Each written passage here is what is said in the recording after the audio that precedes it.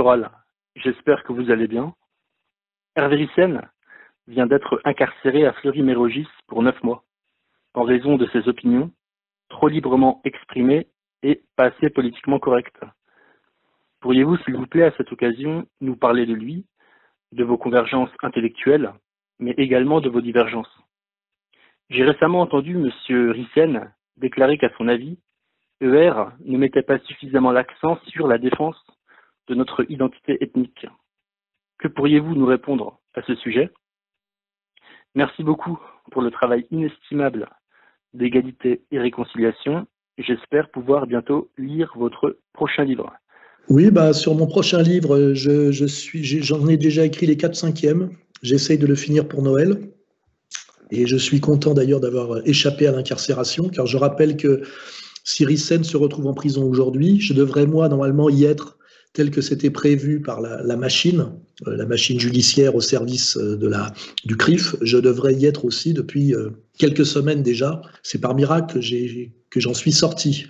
Voilà. Donc, j'apporte évidemment mon soutien total à Hervé Ryssen, et je rappelle que j'ai lu à peu près tous ses livres. Il n'y a rien d'attaquable dans ses livres. Tout ce qu'il dit est totalement sourcé et démontré. C'est un spécialiste du judaïsme, au sens d'ailleurs judaïsme religieux et judaïsme historique, et rien de ce qu'il écrit n'est attaquable. D'ailleurs, rien de ce qu'il écrit n'est attaqué. Voilà, il est attaqué sur des points de détail et systématiquement condamné comme moi pour soi-disant incitation à la haine raciale, alors que jamais personne n'a pensé que les Juifs étaient une race.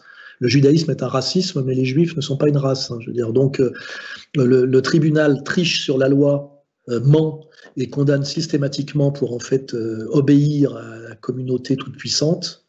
Ça, c'est insupportable. Et Ryssen n'a rien à faire en prison. Rien à faire en prison. La critique du judaïsme est autorisée par la loi, exactement comme la critique de l'islam, c'est-à-dire qu'on peut être, et de même qu'on peut être islamophobe, on peut être judéophobe, et qu'il y a beaucoup de raisons de l'être. L'islamophobie, on peut le condamner, mais fondamentalement, c'est un droit. On a le droit de ne pas aimer l'islam, on a le droit de ne pas aimer le judaïsme, ou on a le droit de ne pas aimer l'Église catholique ou protestante. Le deux poids, deux mesures entre ce que subit Ryssen, ce que je subis aussi, mais heureusement j'ai échappé moi à l'incarcération, est insupportable quand on voit ce que se permet Zemmour par ailleurs. Et moi je ne suis pas pour que Zemmour aille en prison, je suis pour que Ryssen en sorte, voilà, et qu'on puisse enfin avoir un débat libre qui soi-disant s'inscrit dans la tradition française, voltairienne et humaniste. Voilà. Nous subissons aujourd'hui une dictature de la communauté organisée incarnée parfaitement par le CRIF. C'est insupportable, il faudra que ça cesse. Nous allons nous mobiliser pour que Ryssen sorte de prison et puis s'il reste en prison pour qu'il n'y soit pas pour rien, c'est-à-dire que ce soit réellement un héros de la cause patriote et de la cause de la liberté d'expression. Ces deux combats vont ensemble.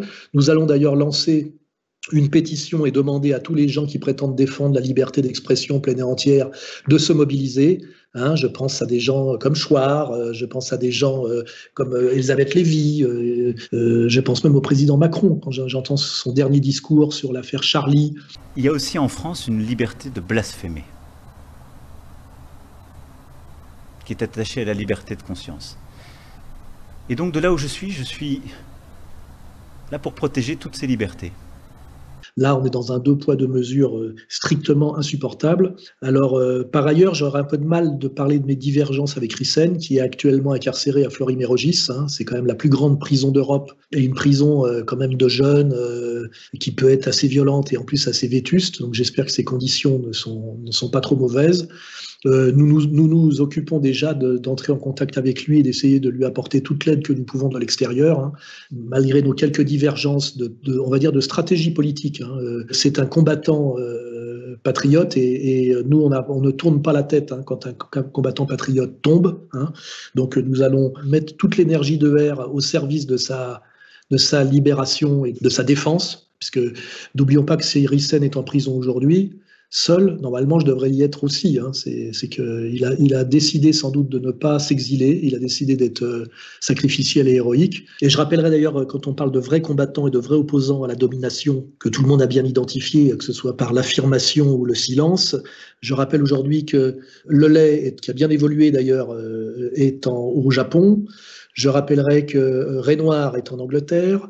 Je rappellerai que Stéphane Blay est en Turquie. Je rappellerai à un autre niveau que Frédéric Chatillon est en Italie. La dictature se renforce chaque jour un peu plus.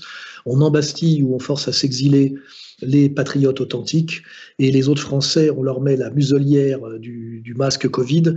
Et là, il faudra faire la liste des soi-disant patriotes qui sont pour la muselière, pour le test, pour le vaccin. En premier lieu, Marine Le Pen, qu'on peut quand même honnêtement qualifier aujourd'hui de putain. Que dites-vous aux anti-masques qui pensent que c'est inutile, anxiogène et liberticide? Vous leur dites qu'ils ont tort, qu'ils sont irresponsables, ou vous comprenez leur position? Non, je leur dis que je pense qu'il faut respecter ces consignes. Je pense qu'en l'absence d'autres mesures, en l'absence de vaccins, le port du masque est un des seuls éléments qui permettent d'éviter une aggravation, une augmentation de la contamination. L'obligation du vaccin contre la grippe, est-ce qu'il y a des réticences en France face à la vaccination? Vous êtes réticente? Ah non, mais moi, compte tenu de la situation, je pense que effectivement, d'abord, tous les Français devraient se vacciner. Et je pense qu'il faut qu'il y ait un vaccin obligatoire, effectivement, pour les soignants. Ça, c'est une obligation immédiate. Elle mérite de disparaître et de finir dans les poubelles de l'histoire. Je pense d'ailleurs que c'est ce qui va lui arriver. Mais l'affaire Rissen va quand même permettre qu'on trie les vrais patriotes, les vrais aussi combattants de la liberté d'expression et pas de la liberté d'expression à deux vitesses, et qu'on remette à leur place les faux culs, les tartuffes, les lâches, qui sont en général presque tous dans le camp de ce qu'on appelle le national-sionisme, hein, de cette escroquerie qu'est le national-sionisme. Voilà.